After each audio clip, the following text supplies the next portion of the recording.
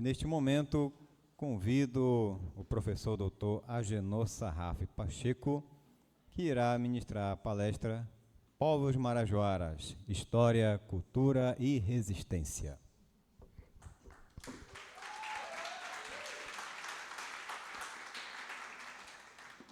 E para facilitador, eu convido o professor doutor Rodrigo Rocha Macedo.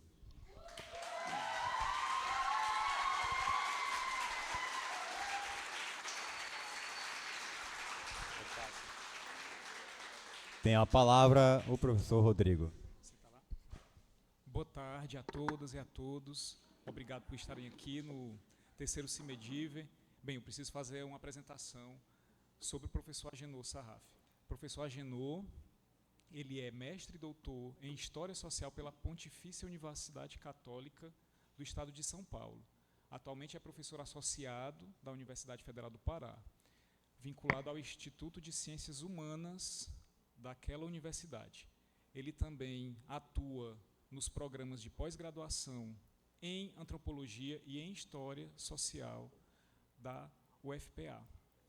O professor Agenor Sarraf coordena o grupo de estudos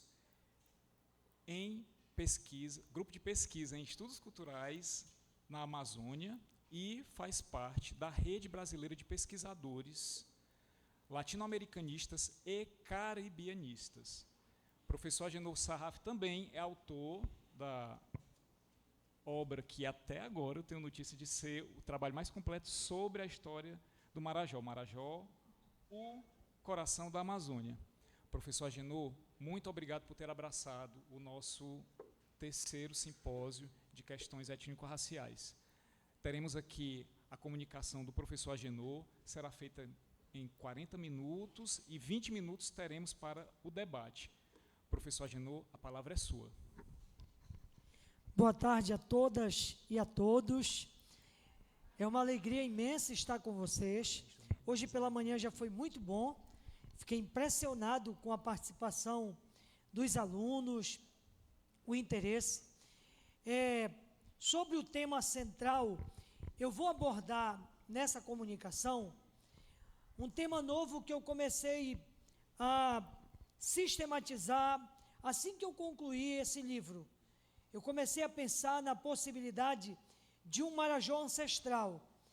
E eu vou convidar vocês a fazermos uma viagem na cabeça da serpente. Vocês vão entender bem, no final, o que é essa serpente. E o subtítulo é História, Ancestralidades e Práticas Culturais em Mibaraió. Vocês vão estranhar. Vocês sabem o que é Mibaraió? Quem sabe não diz. Alguém sabe o que é Mibaraió? Não. Mibaraió é o nome indígena do arquipélago de Marajó. Marajó, em língua indígena, traduzido por Nhangatu, é Mibaraió, barreira para o mar. Mas a gente vai ver bem isso, tá bem? Aqui temos um grande mapa do arquipélago de Marajó. Eu coloquei propositalmente Marajó, o coração da Amazônia, tá bem? Não dá para se discutir a colonização da Amazônia, a história da Amazônia, ou antes da colonização, a presença do homem na Amazônia, esquecendo as populações ancestrais que habitavam essa região. Pela manhã eu dei um spoiler. Lembrem, antes de existir o homem, já existia um planeta, existiam pedras, existiam vários recursos naturais, né? A presença do homem comparado à história geológica, o homem é muito recente para essa história milenar, não é? Da formação dessa região. Mas, entrando na colonização, a partir de 1616, com a expulsão de franceses, holandeses, ingleses, nações estrangeiras e a fundação do chamado forte em Belém, da primeira fortificação, que aí vai ser o Forte do Presépio, esse forte passa a ser a grande referência da colonização portuguesa. Mas antes disso, foi preciso conquistar quem, gente? Foi preciso conquistar as populações marajoaras, enfrentar e guerrear. É sobre essas populações ancestrais que eu vou trazer para vocês. Esse arquipélago de Marajó, chamado Coração da Amazônia, que é fruto do meu estudo mais atual, começou a me levar para um tempo anterior, que é o tempo da presença de uma sabedoria milenar construída pelas populações ancestrais. Então, essas populações, elas leram essa região de maneira diferente como leram os colonizadores. Vocês conseguem olhar para esse mapa e identificar algum animal? Como eu já dei o spoiler, né? É a cabeça de uma serpente, como se estivesse saindo de dentro da região. O arquipélago de Marajó está cravado na garganta do Amazonas com Tocantins. Se tirar o Marajó, o que acontece, gente? O Atlântico invade e todo mundo vira encantado. Ok? Então, nós vamos trabalhar hoje, nessa palestra, com essa leitura cosmológica a partir do ponto de vista dos ameríndios. Mas antes disso, eu quero convidar vocês, quem consegue acompanhar essa leitura, quem conseguir, leiam comigo. Um grande romancista marajoara, Dalcídio Jurandir, compôs uma poesia intitulada Tempo de Menino. Eu penso que essa poesia tem a ver com a história de todos nós que habitamos essa região. Quero que vocês leiam comigo, todo mundo. Eu não pensava que há nos livros caros dos meninos ricos. Quando que eu conhecia os contos de Perrault, sabia histórias que a Sabina, cria da casa, me contava. Pensava nas canoinhas de Miriti, bubuiando nas águas, nos matupiris que comi os miolos do meu pão, nos cabelos verdes da mãe d'água, nos choques dos puraqués, nos roncos dos jacarés, nos sucurijus que podiam vir buscar a gente quando estivesse descuidado, tomando banho no quintal da casa. Quando que eu pensava nas fábulas de La Fontaine?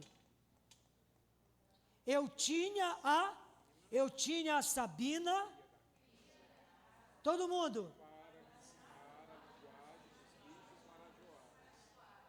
Eu me mirava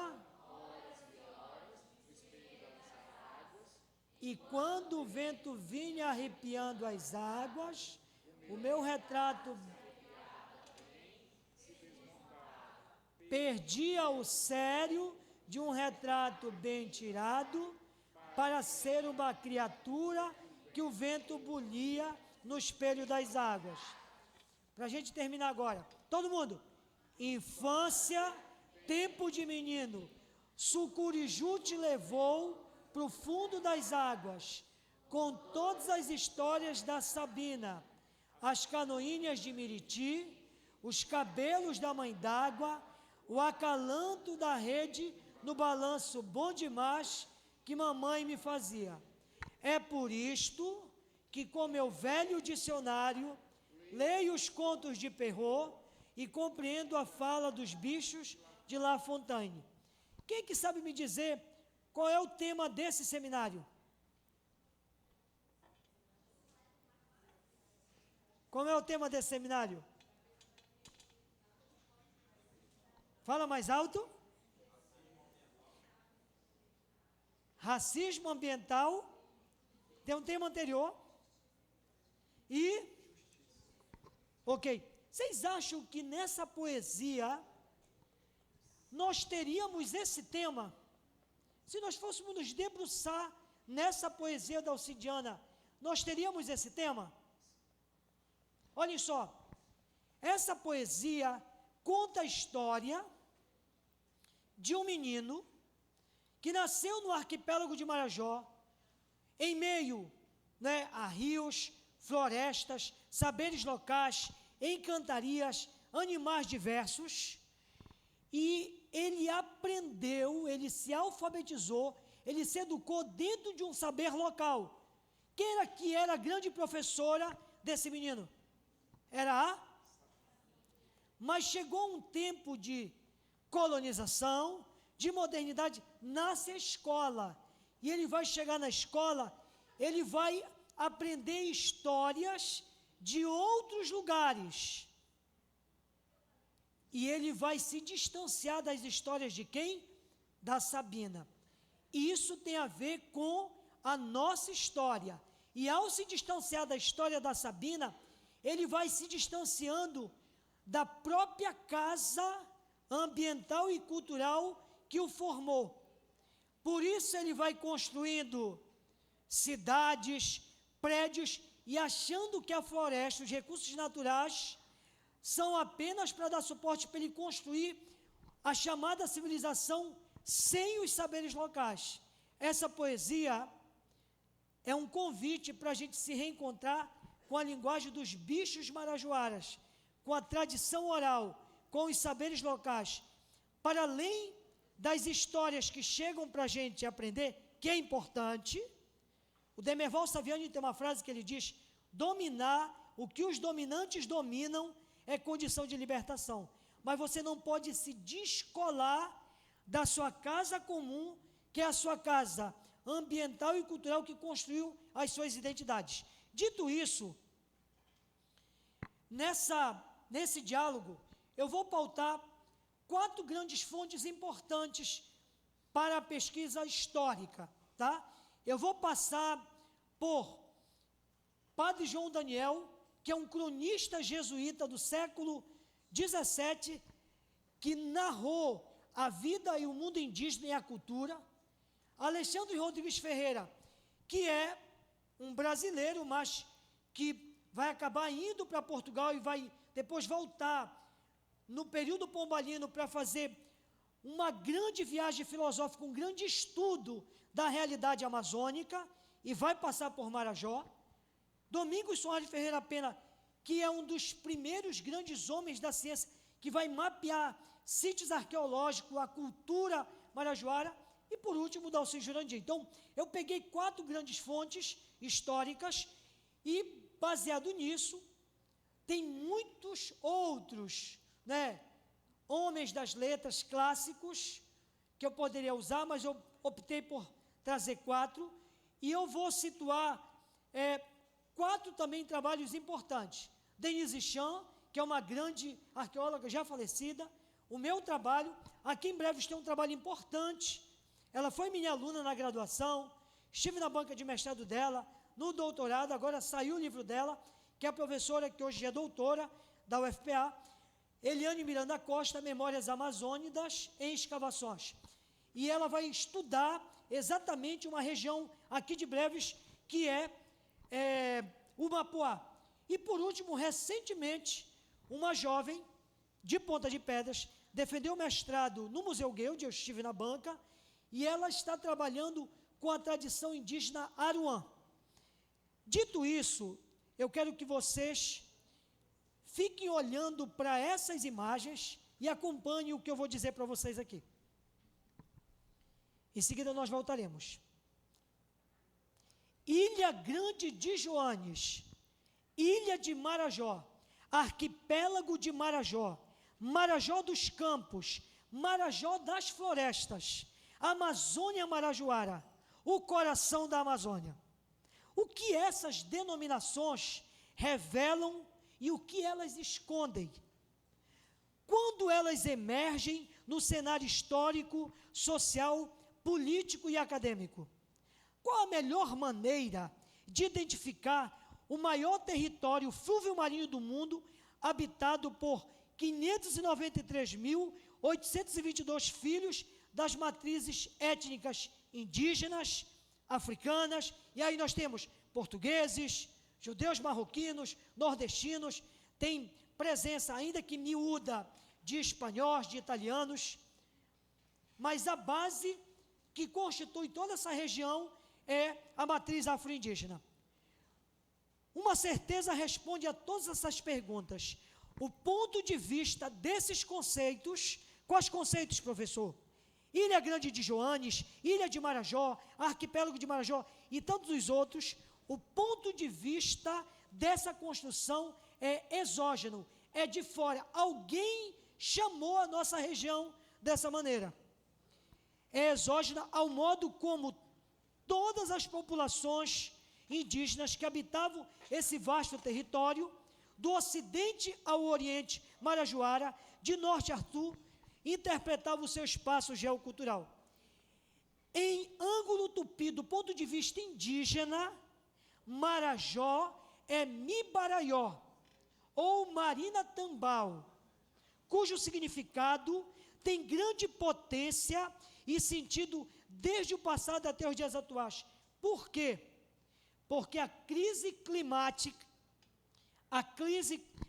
climática, as grandes enchentes, a destruição da floresta, a morte dos peixes, o desaparecimento da caça, o suicídio dos rios, forçou o planeta a trazer de volta para o mundo científico, político, comunicacional e social saberes que foram soterrados pelo pensamento cartesiano, iluminista e eurocêntrico, porque lançou luz, abre aspas, sobre alguns assuntos e novas sombras sobre outros, assim como o efeito do fluxo das marés é deixar algo na praia e levar outras coisas para longe. Aqui eu estou citando o Walter Mignolo.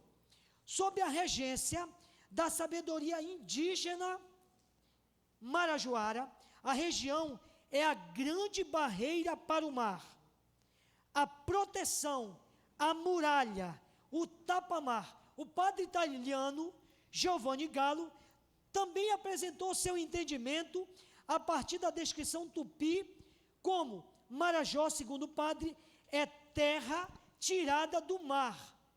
É terra tirada do mar. Ó, é uma terra tirada do Atlântico. Nesse sentido, Batista Caetano, citado em fonte secundária, em outro ângulo assinala que Marajó, ou Mibaraió, na linguagem indígena, é aquela que colhe as águas. Mibaraió é a senhora que coleciona diferentes águas. Águas atlânticas, águas do Amazonas, águas do Tocantins. Seu poder, ensina o padre agostiniano Recoleto Teodoro Madri, é capturar as águas límpidas do Oceano Atlântico e bombar para todos os rios, revitalizando e renovando as águas barrentas do rio Amazonas. As águas, na visão do padre Teodoro Madri, são o sangue e os rios são a artéria. Por isso, eu dei para o meu livro o título de O Coração da Amazônia. E dei também, não só por essa metáfora, mas para recolocar a importância geopolítica, ancestral, histórica, econômica para toda a história da Amazônia. Porque até então, se tinha estudos de ilha como se fosse um pedaço e com pouca importância, muitas vezes um apêndice de uma história maior. E hoje não dá para discutir a história da Amazônia esquecendo a garganta do grande rio, esquecendo a cabeça da serpente. Está dando para entender? Dando continuidade, nós temos então aqui essa representação, o coração da Amazônia, nesse entendimento, ele pulsa onde? Em suas margens, recriando a vida, recria a vida humana, animal, vegetal, mineral, em conexões e equilíbrios profundos em toda a região. E aí, eu vou trazer para vocês, aqui, a imagem. Agora, olhem a imagem, tá bem? Olhem essa imagem. O que é que vocês estão vendo aqui? Está fácil essa de lá. Vocês estão vendo uma urna funerária. E aqui? Vocês estão vendo o quê? Hein? Podem falar o que vocês estão vendo, não tenho medo. É leitura de imagem. Um macaco, beleza. O que mais? Hã? Uma cabeça de cobra, bacana, bacana. Bacana. Um sapo, um muriaquitã, muito legal, bacana. Olhem só, todos vocês sabem que isso daqui é o caixão indígena? Vocês sabem que é o caixão indígena, né? E existiram cerâmicas de uso diário, que são cerâmicas mais simples, e cerâmicas mais trabalhadas de rituais. Essa cerâmica é uma cerâmica de ritual, e ela tem elementos geomorfos e antropomorfos, e traz representações das cosmologias dos povos ancestrais marajoaras a partir do grafismo. E eu vou chamar a atenção só de algo importante que me interessa nessa elaboração aqui. Vocês conseguem identificar a serpente na urna funerária?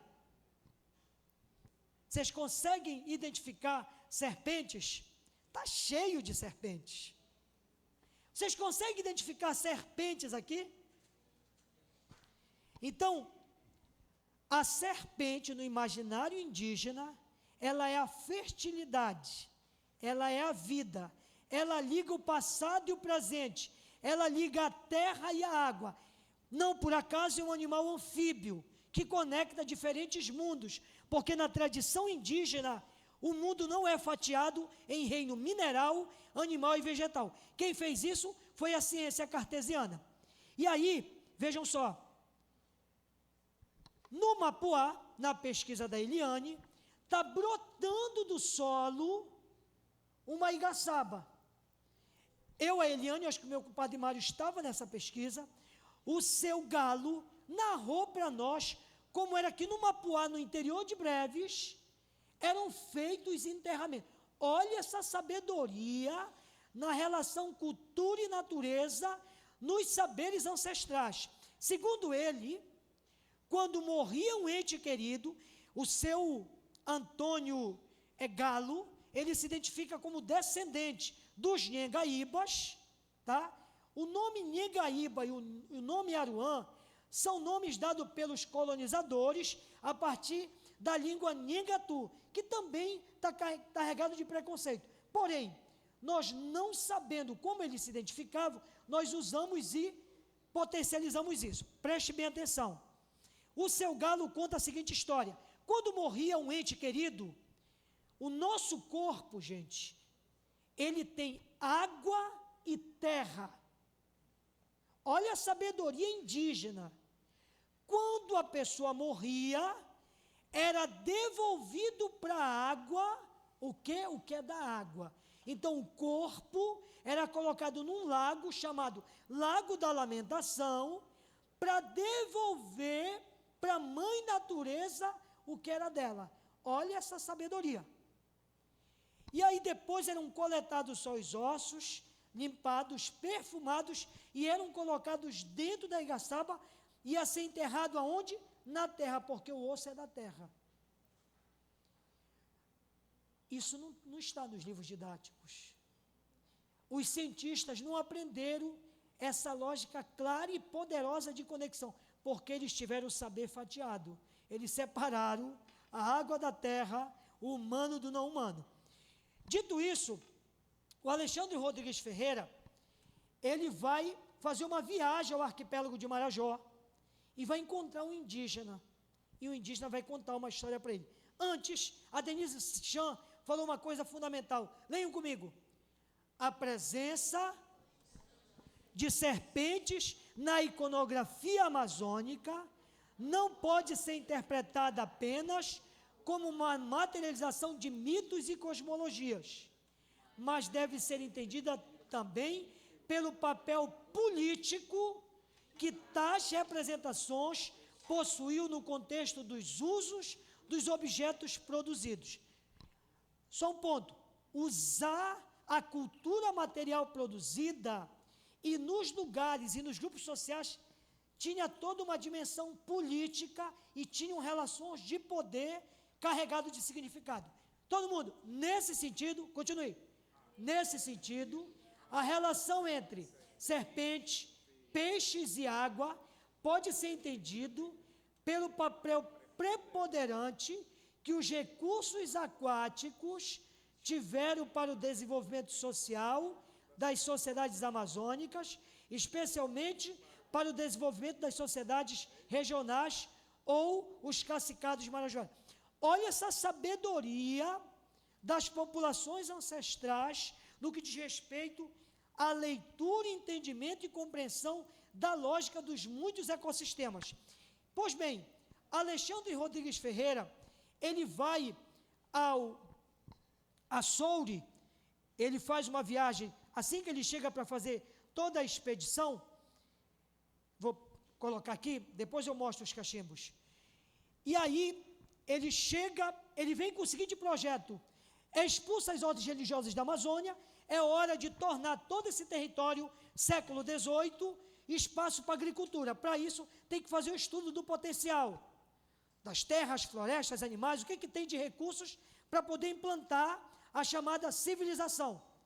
E aí ele viaja para a chamada Ilha Grande de Joanes, naquele tempo era assim que se dizia, e vai numa embarcação com pessoas de peles trigueiras, eram indígenas e negros, remando para ele. No meio da Baía de Marajó, dá um pipoco, o Alexandre Rodrigues Ferreira quase que morre afogado, dá um temporal, olha isso, ele se pega com Nossa Senhora, se livrou, como todos nós nos livramos, quem de nós já não fez essa viagem, né? E aí ele chega à chamada Ilha Grande de Joanes, e ele vai encontrar um indígena, que ele vai chamar de Sacaca, e esse indígena vai contar para ele a galante teoria de nascimento dos rios da Amazônia do ponto de vista ameríndio. Gente, esse homem era um homem da ciência, ainda que estava ali no trânsito entre, né, a cristandade e a racionalidade, ele era um homem da ciência. E o indígena começa a contar, ele tem uma convulsão, ele entra em choque, porque o indígena conta para ele de uma maneira tão poderosa, que por mais que o relatório dele fosse para documentar aquilo que deveria ser a leitura racional, ele documenta o que disse o indígena. É como se o indígena tivesse pego o relatório dele e dissesse assim: para tudo aqui, Alexandre, me dá aqui que agora eu que escrevo. Nesse momento tem um empoderamento da sabedoria local. E aí ele conta a seguinte história, ó, olha o que ele conta. O indígena conta para o Alexandre Rodrigues Ferreira. A ilha, no princípio, diz ele, não tinha estes rios, mas tinha pela terra dentro infinitas cobras. Não perca o fio da meada. Estas, as cobras, obrigadas das secas, corriam do centro para a costa a buscar a água. No caminho que faziam de rastros pela terra, deixavam com o peso e grandeza dos corpos impressos nelas as suas figuras, assim mesmo tortuosas e implicadas em torcicolos, como elas são.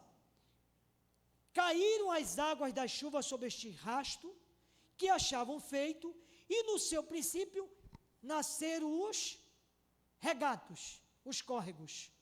Olha a orientação da sabedoria indígena. Gente, isso é século XVIII. Isso é século XVIII. Engrossavam depois os regatos e ficou sendo o total, o grande rio, o que não fora no princípio mais do que um regato da grossura de uma grande cobra. Então, olha essa sabedoria, olhem com calma aqui, se rios não são cobras, no princípio eram só moradas de serpentes. As serpentes sentiram sede e foram beber água no Oceano Atlântico e deixaram vincados no solo as marcas dos seus tortuosos corpos. Caíram as primeiras chuvas, nasceram os regatos, os córregos. Tem um momento que o oceano não dá o tempo da água cheia, o oceano não entra para dentro da região, vai nascer os rios da Amazônia. Então, mais uma vez, a presença da serpente no imaginário, né, da cosmogonia e da cosmologia e da relação cultura e natureza. E aí, dando continuidade, gente, existe uma série de outros objetos da cultura material indígena e africana, e aí eu estou focando no indígena, são os cachimbos. Vocês sabem por que os cachimbos são utilizados e qual o significado? O que é cachimbar para as populações ancestrais? Gente, o tempo do cachimbar é o tempo do partilhar, é o tempo do descansar, é o tempo de se reencontrar com ancestralidades.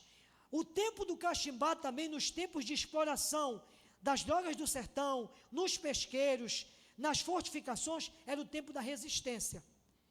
E aí, no grafismo, você vai encontrar novamente elementos da cobra, tá bem?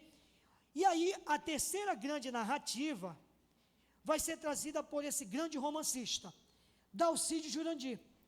Bom, vocês já devem conhecer bem, mas Dalcídio é marajoara, nasceu em Ponta de Pedras, com 1 ano e pouco foi morar em Cachoeira, e ele vem para Belém estudar, depois tenta uma primeira vez chegar ao Rio, volta lavando prato, mas depois ele vai para o Rio e constrói a sua história do Partido Comunista, e escreve 11 romances, sendo 10 trazendo a chamada novela romanesca da Amazônia. Ele morre em 79. E o Dalcídio escreveu, então, aquilo que é chamado de Ciclo do Extremo Norte, 10 grandes romances. Tem só um que não é ambientado no Marajó, que ele vai cobrir uma revolta operária no Rio Grande do Sul, e desses 10, 4 eu tenho focado para buscar essas sabedorias ancestrais, e especialmente o ponto de vista do sagrado. Chove nos Campos de Cachoeira, que é uma obra de 41, só que ele traz as memórias dos anos 20, tá? Dos anos 20 em diante, Marajó, 3 Casas e um Rio, e Ribanceira. Esse é o único romance ambientado no chamado Marajó das Florestas. Os outros todos é Marajó dos Campos, tá bem? Esse é o último romance. E aí nos interessa aqui. Essa história é, para mim, uma das histórias mais impactantes. A professora que gosta de teatro, eu vou sugerir para vocês prepararem um grande espetáculo com essa história. Essa história, ela merece um grande espetáculo, que é a partida da cobra que vai deixar o rio morto. Lembra, eu estou pegando aqui o ponto de vista ameríndio para explicar a relação cultura e natureza, os saberes ancestrais, como que o colonialismo, a ciência cartesiana colocou nas bordas tudo isso, e hoje, mais do que importante, trazer de volta à praia esses saberes. Olha a história. No romance 3 Casas e um Rio, tem personagens importantes em toda a obra do Dalcídio.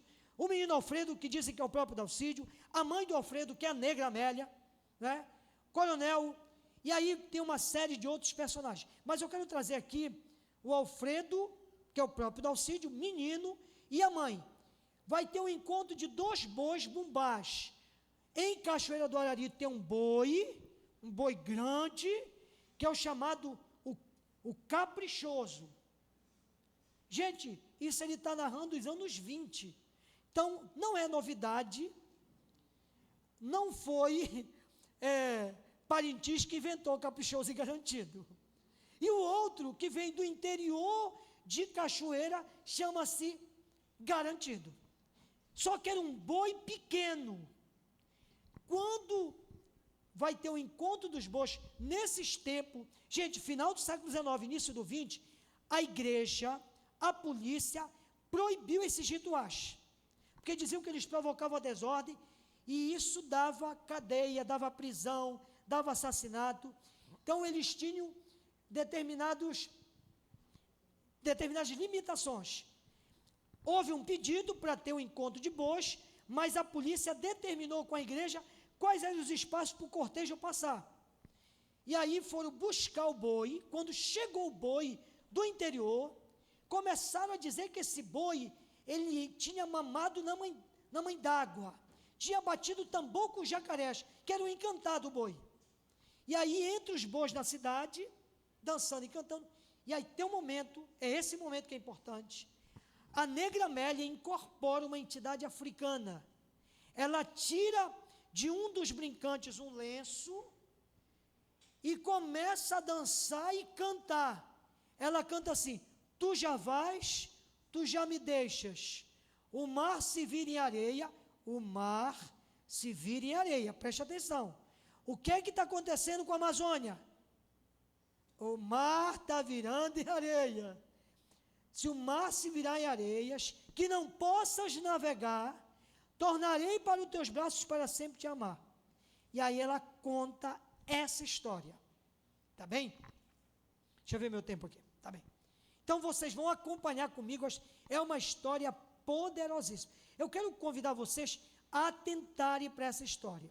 E os professores do IFPA, quem é do teatro, façam esse espetáculo. E numa próxima vez que tiver um grande evento, apresente esse espetáculo que vai ser impactante. A partida da cobra que deixa o rio morto. Olha só. Num certo dia, a negra, acompanhe o meu raciocínio. A mãe negra está incorporada e ela vai cantar o canto triste da partida da cobra que deixa o rio morto. Era a queixa de um rio a cobra, sua mãe, que o abandonava. O rio se lamentava soturnamente no meio do mato: cobra grande, não me abandone. Gente, o rio está chorando e a cobra está partindo. A terra crescia na água, o rio secava, os estirões largos outrora se estreitavam e as margens se fundiram, balançando na rede dos cipós. Cobra grande, não me abandone. A cobra dormia no fundo do rio, no imaginário, na cosmologia, na sabedoria ancestral indígena. O que dá vida para os rios são as cobras. Sem a cobra, o rio seca. E eu quero que vocês pensem bem, o que é a serpente na tradução indígena? O que representa para nós hoje essa serpente que está partindo? Tá? E aí o que aconteceu? Cobra grande, não me abandone, a cobra dormia no fundo do rio, de repente acordou, era meia-noite, deu um urro, a cobra disse assim: vou-me embora para as águas grandes. Gente, olha a cena, a cobra está indo embora. Agora, olha isso aqui, olha o mapa aqui, gente, olha o mapa, não percam de vista o mapa, olha o mapa, veja o mapa. A cobra está partindo ou não?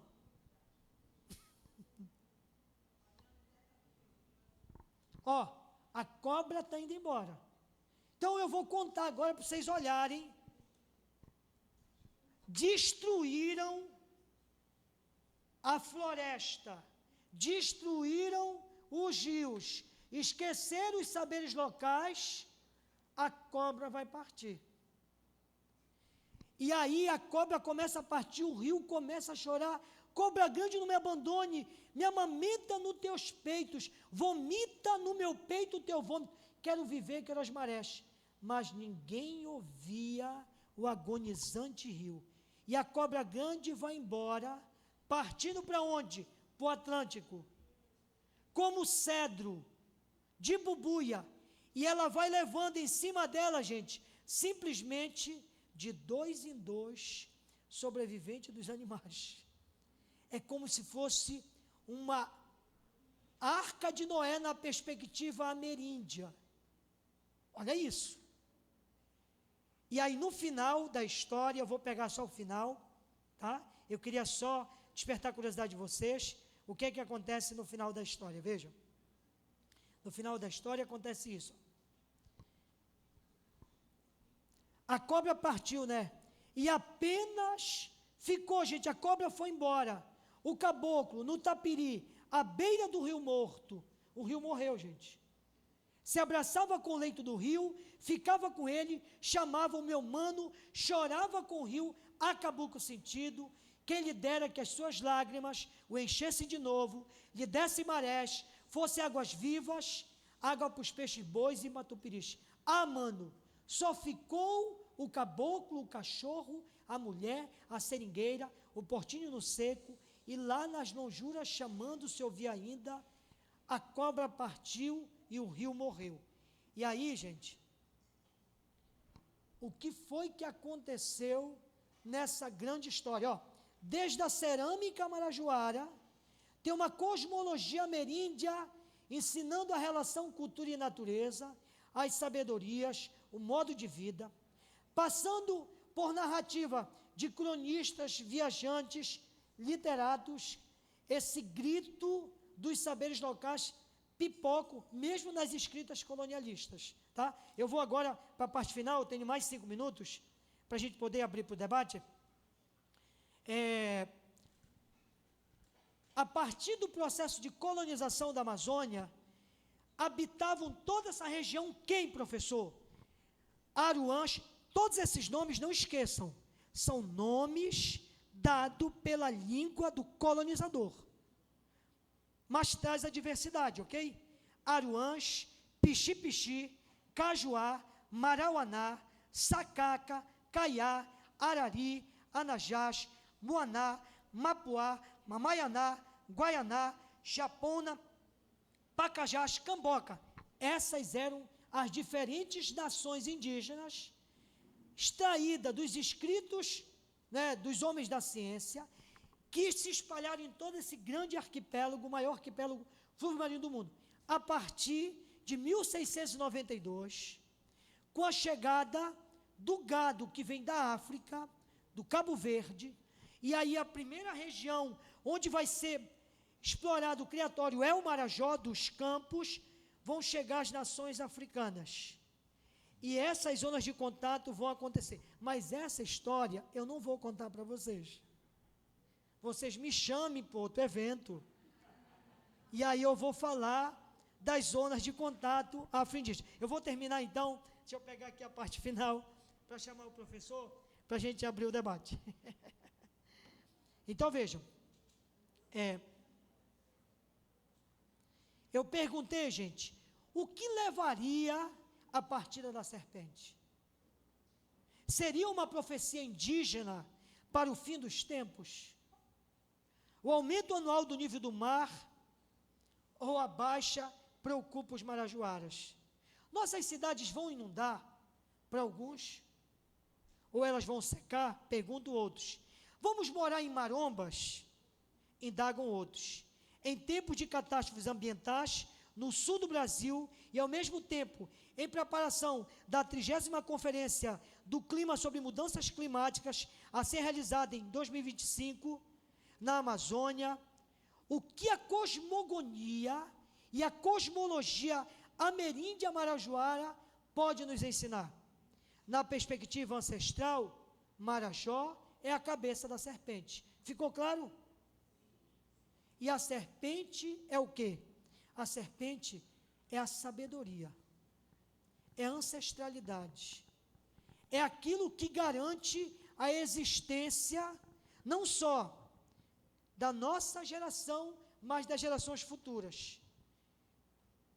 E, nesse sentido, eu encerro dizendo para vocês o seguinte, que essas tradições ancestrais e orais, no ângulo da serpente, da sabedoria, elas se interculturalizaram, gente, ao longo da história, com perspectivas coloniais, modernas, urbanocêntricas, europeias e norte-americanas, mas elas também deixaram para nós táticas para burlar a dominação e construir novos territórios de liberdade que permitem com que se construa desenvolvimento com equilíbrio, né, na perspectiva das populações locais.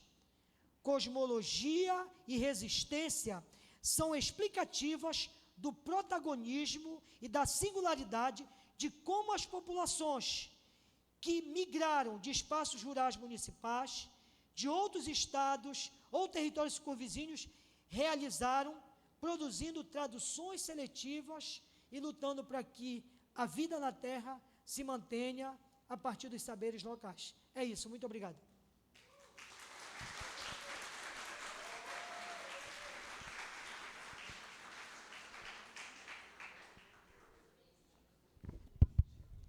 Muito obrigado, professor Agenor, pela sua aula.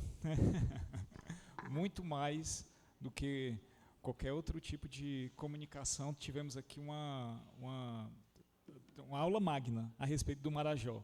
Eu queria saber se tem alguém que queira fazer alguma pergunta, alguma reflexão, alguma provocação. Fiquem à vontade, gente. Professor Tiago. Não, só um comentário assim bem breve que o senhor falou sobre da serpente, né? O movimento indígena retomou, né, essa simbologia muito recentemente, né, no acampamento Terra Livre da edição desse ano, né, em Brasília, a maior mobilização indígena que ocorre no Brasil. O Denilson Baniwa fez a arte do acampamento, da divulgação e tal, inclusive nas manifestações era conduzido uma cobra gigante, e a cobra e o subtema, né, do acampamento foi justamente a cobra do tempo. Não pude deixar de lembrar. Mais do que uma pergunta, é só esse lembrete mesmo para registrar. A arte do Baniwa é muito linda também. E tem camisa, né, com a arte dele. Gente, alguma pergunta, alguma reflexão? Fiquem à vontade. Se vocês não tiverem... Opa, professora Ana Célia. Boa tarde. Eu me chamo Ana Célia, sou professora daqui do Instituto, nesse momento estou de licença por doutoramento, e, mais uma vez, parabenizo o evento. E, para o professor Agenor, como o professor Rodrigo já falou, foi uma aula sobre o Marajó. Uma aula sobre o Marajó a partir de alguém do Marajó, que eu acho que isso é fundamental. E aí, quando o senhor começa a sua fala mostrando toda a ideia, a concepção, o conceito de Marajó externo, a partir de uma visão exógena, eu acho que é importante essa reflexão. Justamente o que o senhor trouxe é uma visão interna, de povos ancestrais. E eu acho isso interessante e a gente precisa trazer isso muito mais. E aí a minha pergunta é o seguinte, professor, isso é importantíssimo, porém a gente sabe que ainda na academia, justamente essa tradição muito eurocêntrica, cartesiana, que o senhor falou muito bem, ainda há uma resistência muito grande para falar a partir dessa visão. O que a gente vê muito é essa visão sendo objeto de pesquisa e não esses povos sendo intelectuais. E ontem eu estava apresentando um livro da Patrícia Hill Collins, e ela falava que é o pensamento feminista negro, que ela fala de intelectuais negras a partir de outra visão, que não é a visão que a gente está acostumado a ver, que é justamente essa visão que a gente chama de saberes ancestrais, ela não chama disso, ela chama de intelectuais, que são as pessoas do cotidiano, da resistência, e tudo isso ela vê como intelectuais. E a minha pergunta é, como a gente descolonizar esse pensamento para que a gente possa estar vendo esses conhecimentos, eu acho importante porque a gente chama de saberes, e a gente coloca o conhecimento científico como conhecimento, para mim já é uma dicotomia muito grande. Como a gente pode estar falando de conhecimento ancestral de forma que a gente valorize e coloque no mesmo patamar de igualdade de conhecimento como científico? Essa é a minha pergunta. Já respondo? Pode ser? Bom, professora Ana Célia, correto? Maravilhosa pergunta. Nós temos um grande desafio, e eu penso que nós temos enfrentado esses desafios. Eu acho que o IFPA, aqui, essa instituição, faz esse trabalho primoroso de formação, né, de intelectuais da floresta, de filhos da Amazônia Marajoara, claro, bebendo nesse saber que é colonial, mas também descolonizando a partir da escuta, da valorização daquilo que é dessa região. Eu acho que as disciplinas que são ministradas aqui é um grande exercício. Como fazer mais, né? Eu acho que é o nosso papel fazer mais, ao aprendermos isso, ao praticarmos, ao fazermos, por exemplo, textos acadêmicos, livros didáticos, peças, músicas, levarmos isso para todos os cantos e antos e começarmos a pipocar numa polifonia de vozes, porque é só dessa maneira que a gente vence. E mais do que isso, estando em espaços de poder, das políticas públicas, para pensar o currículo, para pensar políticas voltadas para a defesa da mulher, das populações ribeirinhas, não é?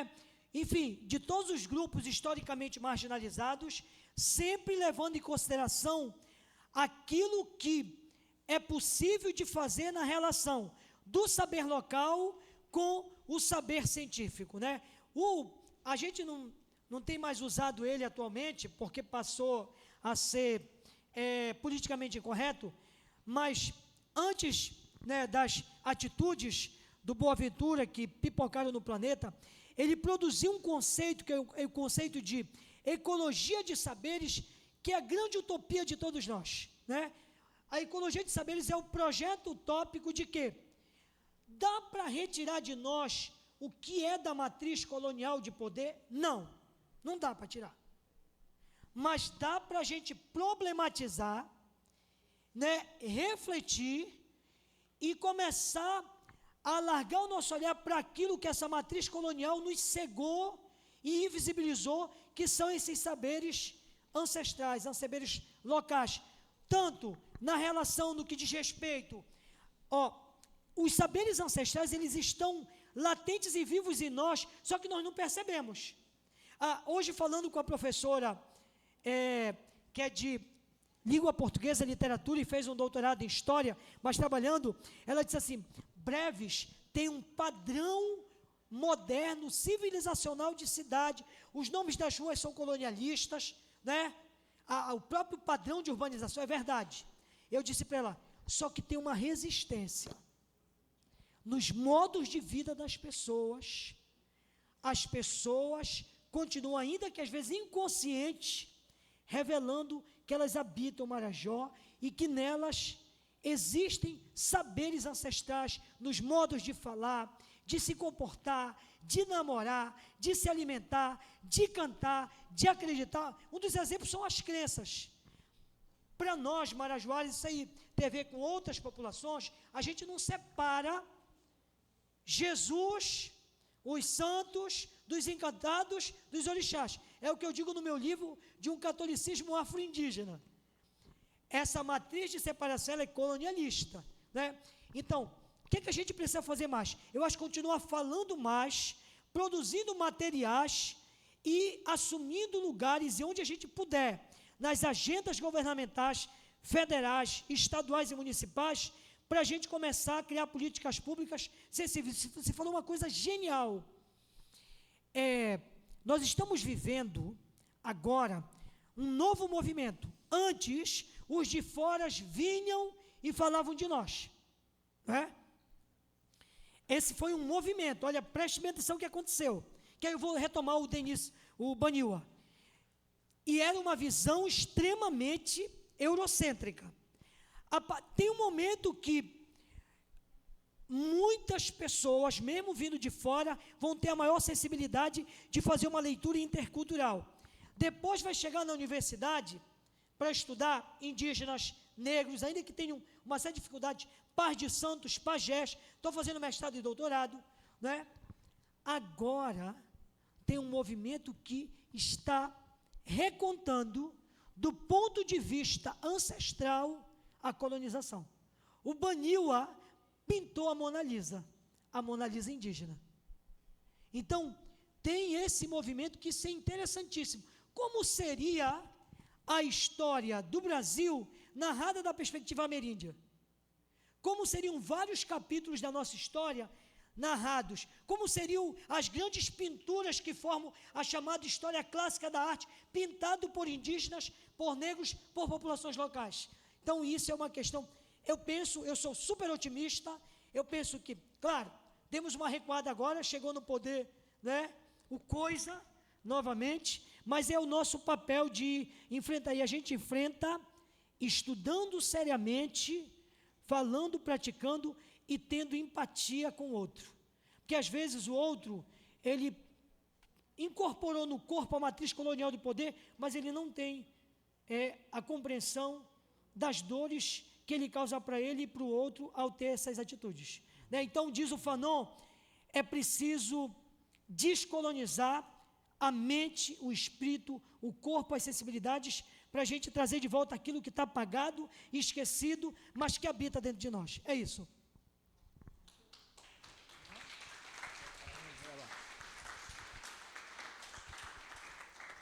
Professor Renato. Boa tarde, né? Eu sou Renato, técnico audiovisual aqui do campus.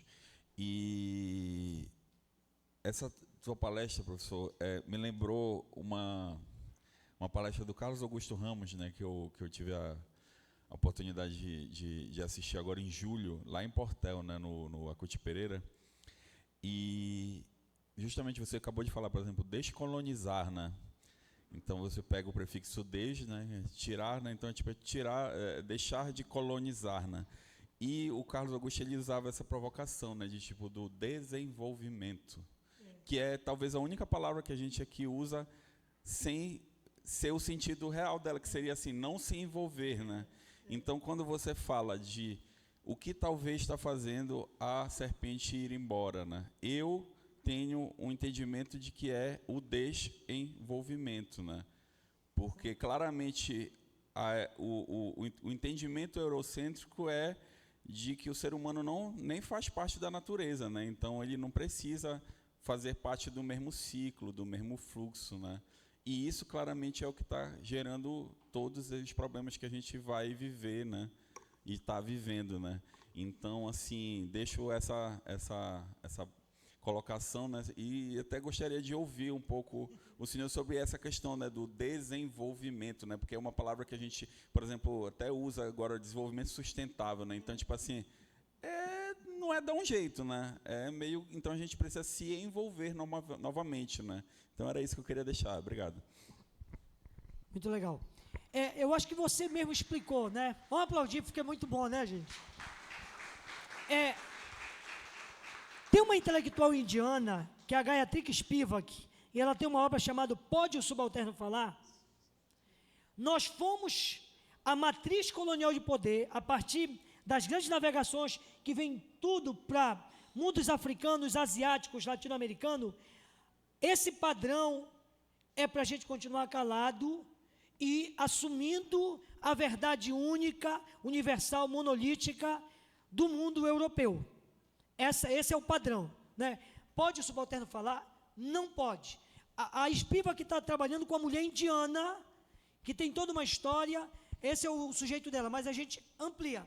Então, olha só, a Spivak, nesse livro dela, ela analisa de maneira detida a obra do Derrida e do Foucault e dá-lhe uma porrada nos dois.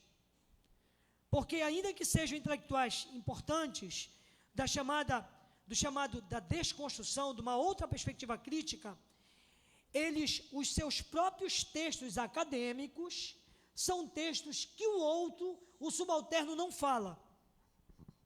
O subalterno não tem espaço de narrar suas histórias.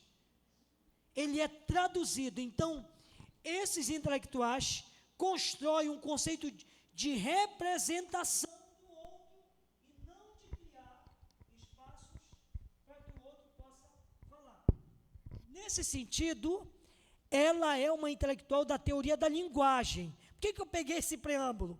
Para dizer assim, professor que me perguntou, a linguagem que nos formou no ensino fundamental, no médio, no superior, na pós-graduação, é uma linguagem extremamente colonialista. E nós absorvemos os conceitos com o sentido que eles deram, sem fazer uma leitura a contrapelo, como diz o Walter Benjamin. Então, a palavra desenvolvimento, de fato, é isso, né? É desenvolvimento para a lógica ocidental capitalista, né? Do enriquecimento e tudo, mas é um desenvolvimento, é para que nós deixemos a serpente partir. Dá para entender? É não mais se envolver com o que era nosso e se envolver com o que é do outro. Nesse sentido, a gente continua sendo representado pelo outro que nos cala e silencia. Então, eu acho genial o conceito. Tem tantos outros conceitos hoje que estão sendo problematizados, né? Esse é um deles importante. Eu só queria repetir, aproveitar com a sua resposta, né, que me veio assim uma lembrança, né, que no final das contas, o não se envolver, ele tem tudo a ver com o que a gente está vendo na política da direita, né, que é tipo assim, negar a realidade. Eu estou vendo que está queimando tudo, mas eu não me envolvo, não está tudo certo. Eu me tranco no meu quarto e beleza. Então, isso é o não se envolver, né? Exato. Outra coisa que está hoje sendo detonada é o conceito de meio ambiente. Vocês estão acompanhando, né? Meio ambiente é caótico. Implantar em nós não é nada de meio ambiente, é um ambiente integral, é completo. É a casa comum, né?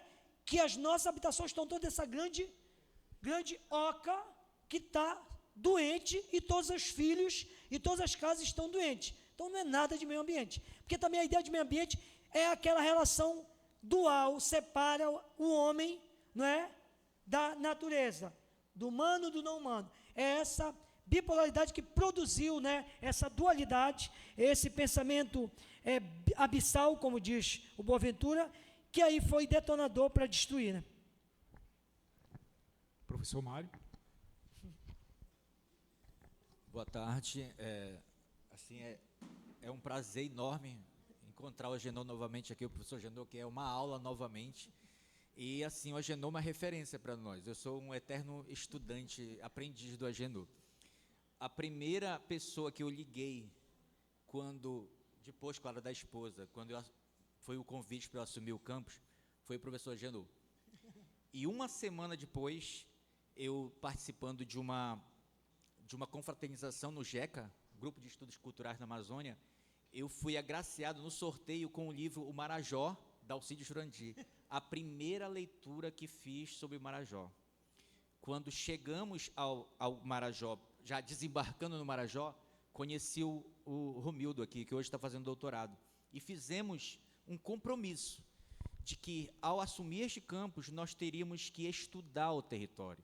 Nós teríamos que construir este campus sabendo, conhecendo a sabedoria dos ancestrais, a sabedoria indígena, a sabedoria ribeirinha da floresta, das águas. E o Romildo, o Alexandre, que hoje é o nosso diretor-geral, e a equipe que se fez presente, nós tivemos como uma missão nossa de construir esse campus nesse diálogo com o território. E hoje, com a sua presença, mas a pergunta vem da reflexão que partiu de manhã, professor. Hoje de manhã nós tivemos assim a grata reflexão de uma aluna do 2º ano de agropecuária. Ela fez uma fala assim, incrível. E ela aí que vem para linkar com a reflexão sua de hoje, sobre essa questão da ancestralidade, sobre a questão da cabeça da serpente, sobre o significado disso para nós. E aí ela faz uma fala nos provocando enquanto servidores, enquanto profissionais do saber, né, porque nós estamos numa instituição que promove o saber, e ela sempre nos provocando. E aí, o que vocês vão fazer? O que vocês têm a dizer para nós, enquanto estamos estudando no 1º, no 2º ano, que vamos nos formar, o que nós temos como resposta de vocês? Porque daqui a pouco eu vou me formar, e ela até falou uma frase, daqui a pouco eu vou ser desempregada.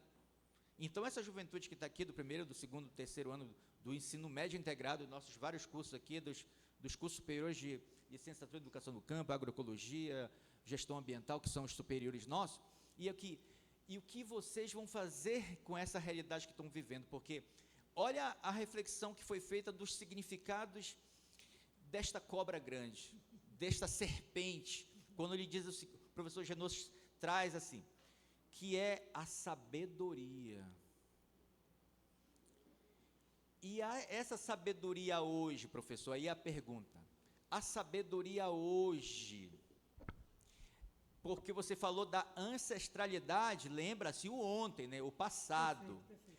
Como eu vou linkar para que esta juventude, nós enquanto profissionais desta instituição, que tem uma enorme contribuição com o território, como nós vamos poder linkar a importância dessa ancestralidade, como identidade desses marajós que você muito bem trabalha, para linkar, para integrar, para conectar numa linguagem mais dessa juventude, com o tempo presente, como foi a linguagem da aluna de manhã, porque ela falou de um tempo presente, mas muito preocupada com o futuro, e esse futuro que nós estamos vivendo, ela falou até da fumaça, de respirar, e esses povos indígenas não estavam passando por esse problema no passado, mas com essa cosmogonia, com essa cosmologia que você trouxe hoje, que essa serpente está fugindo das águas, está indo na direção do oceano, ela está levando o quê?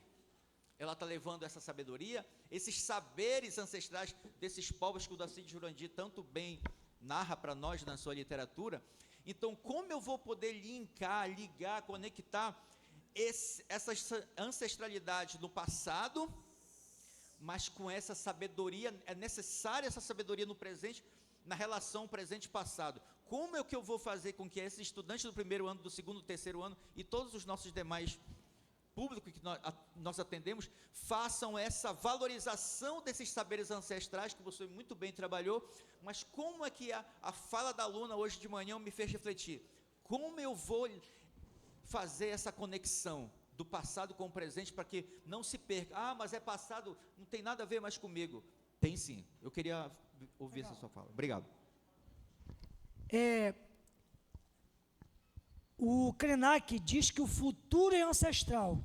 A ancestralidade, gente, ela é o ontem, ela é o hoje, ela é o amanhã. Porque é ela que garante essa conexão, né, homens e mulheres e todos os sujeitos com, não é, a Mãe Terra.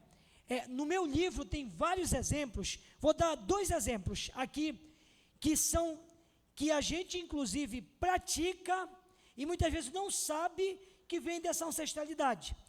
Quando a gente vai acompanhar os pescadores em alguns rios da Amazônia, gente, eles assoviam para que o peixe venha para a rede. Eles imitam o peixe. Eles aprenderam isso de onde? Imitar os animais na caçada. É outra sabedoria que vem e que continua. Só que são saberes subterrâneos, que como nós nos tornamos seres muito mais urbanizados e viramos a costa para o rio e para a floresta, a gente pensa que está no passado, mas ele está latente. E aí meu conselho é, o IFPA já faz um trabalho de excelência, tem que voltar a ler trabalhos escritos por indígenas, por mulheres quilombolas, né? Tem que ouvir os ribeirinhos, tem que buscar e cotejar isso. Para terminar, eu vou dar um segundo exemplo. Quem de vocês já viajou e jogou algum tipo de roupa no rio para dar para as populações ribeirinhas? Quem já fez isso? Já viajou? Vocês sabem que isso é uma sabedoria ancestral? Aqui no meu livro tem isso. Vejam só. O Leandro Tocantins, no livro O Rio Comanda a Vida, ele diz que no princípio da colonização, os colonizadores estavam chegando, e aí chegaram num rio que não dava para passar, porque estava cheio de boto. Cadê a professora? Já viajou, né? E os botos não permitiam. E de repente eles olham, os botos viram iaras. Eram mulheres nuas, na visão dele, pedindo roupa para cobrir suas honestidades. Enquanto eles não deram a roupa, estava fechado o caminho. Jogaram as roupas, elas foram desaparecendo e elas liberaram o rio. Então, quando você vai viajar, existem senhores dos rios, existem entidades da floresta. E pedir uma boa viagem é se conectar com essa energia, com essa ancestralidade, com essa sabedoria. Por isso que você doa, e isso não é um paliativo, não é qualquer ajuda só humanista de uma população pobre. É você compreender que você está entrando num território e você precisa entregar as oferendas, porque existem os deuses dos rios e das florestas. Vocês sabiam disso? Então, nós temos uma série de sabedorias ancestrais, de práticas, de modos que, por não termos estudado ou não estudamos, achamos, meu padre, que está no passado, mas está latente. E ele pode vir mais à tona se a gente fizer esse exercício como professor, pesquisador e como aluno. É isso.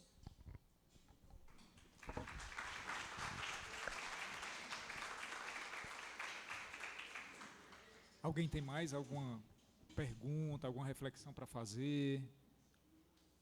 Mais alguém? Professor Agenor, muito obrigado mais uma vez por ter abraçado o nosso simpósio.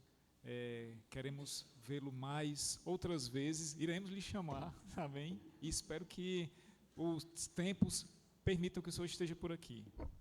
Gente, me falaram, ainda não me disseram, mas amanhã eu vou dar uma oficina. Não sei ainda o horário, onde vai ser, mas a oficina é sobre história e saberes afro-indígenas. A oficina. Está organizado? Já tem um horário? Tá. Vejam isso, avisem. Eu estou aqui até sábado, estou pronto para colaborar. Tá bem? Então, podemos encerrar? Podemos. Gente, venham todos para cá, para a gente fazer a foto oficial do fim do dia da apresentação. Obrigado.